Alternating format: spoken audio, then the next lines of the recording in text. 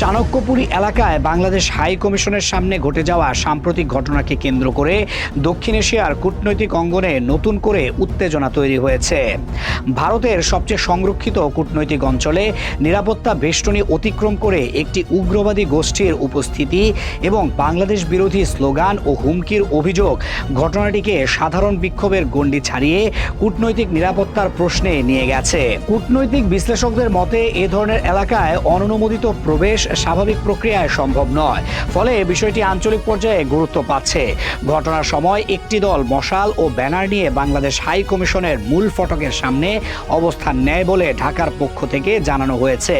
ওই সময় ভারতে নিযুক্ত বাংলাদেশের হাই কমিশনার এম রিয়াজ হামিদুল্লাহকে লক্ষ্য করে হুমকি দেওয়া হয়েছে, এমন তথ্য প্রকাশ পায়। কূটনৈতিক এলাকায় এমন ভাষা ও আচরণ আন্তর্জাতিক রীতিনীতি ও ভিয়েনা কনভেনশনের আলোকে গুরুতর উদ্বেগের বিষয় বলে মনে করছেন সংশ্লিষ্ট মহল।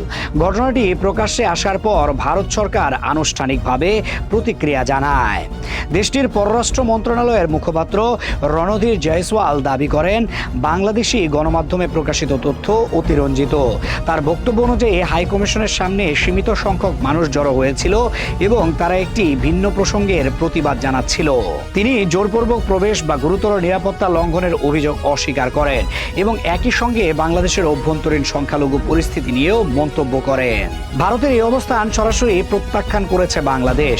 অন্তর্বর্তী সরকারের পররাষ্ট্র উপদেষ্টা মোহাম্মদ তৌহিদ হোসেন বলেছেন, ঘটনাটিকে ছোট করে দেখানোর চেষ্টা করা হচ্ছে। তার প্রশ্ন, কূটনৈতিকভাবে সংবেদনশীল এলাকায় অনুমতি ছাড়া কিভাবে একটি দল প্রবেশ করতে পারল? ঢাকার মতে সংখ্যার বিষয়টি মুখ্য নয়, বরং নিরাপত্তা নিশ্চয়তার দায়িত্ব ও কূটনৈতিক শিষ্টাচারই এখানে মূল প্রশ্ন। এই অবস্থানের পরিপ্রেক্ষিতে বাংলাদেশের পররাষ্ট্র মন্ত্রণালয় পৃথকভাবে একটি বিবৃতি জারি করে।